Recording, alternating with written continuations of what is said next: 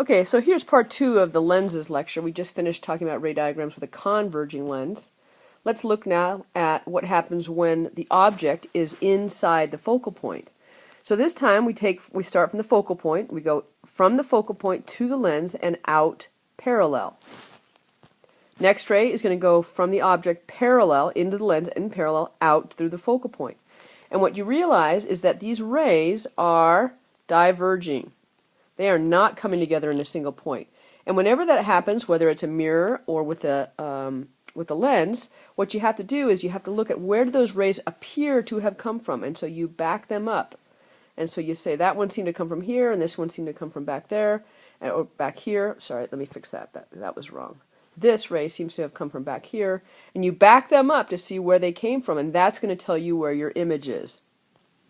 So, oh, and through center and back. So you take up each of those rays, you back them up, and you're going to find where the image is. So again, if the rays are diverging, you figure out where did they seem to have come from, and when you back up those rays, they're going to intersect at the location that is your image. So with a converging lens, you could get a real image if the object is well outside the focal point, or you could get a virtual image if the object is inside the focal point. And this is pretty typical of what you've seen. So when you're using a magnifying glass and you're looking at something up close and you make it look bigger, you are actually putting the object inside the focal point of the lens, and then you're magnifying it and you're looking at an upright and virtual image. So that's what you're accustomed to. In this case, the sign conventions are that the focal point is positive, because it's a converging lens. P is positive, P is always positive, and then Q in this case is negative because Q appeared on the same side of the lens as the object. So Q in this case is negative.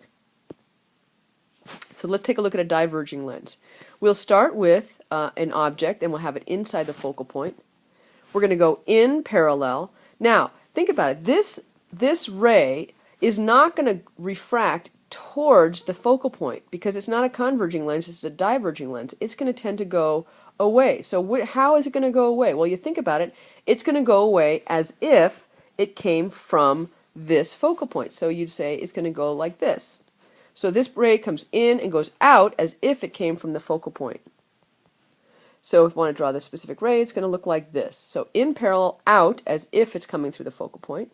Next one, let's aim for the other focal point. So I head like I'm going towards it, but then I don't actually go towards it because it's not a converging lens. I refract kind of away, and so I end up going parallel. So in towards the focal point, out parallel. In from what appeared to be the focal, in parallel, out as if it's coming from the focal point.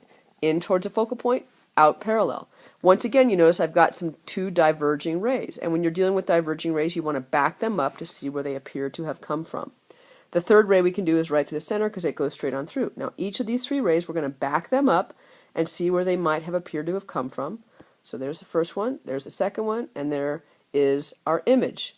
So you see that your object is here, and your image is here, and your image is smaller. So we say it's minified. So a diverging lens is going to minify an object. Notice it's also upright, which makes it virtual. It's also on the same side of the lens as the object, which makes it a negative Q. So in this case, the focal point is negative, P is positive, and Q is negative. And that concludes our lesson. Otherwise, you need to go ahead and do some problems and throw some numbers in there and draw some ray diagrams to figure it all out.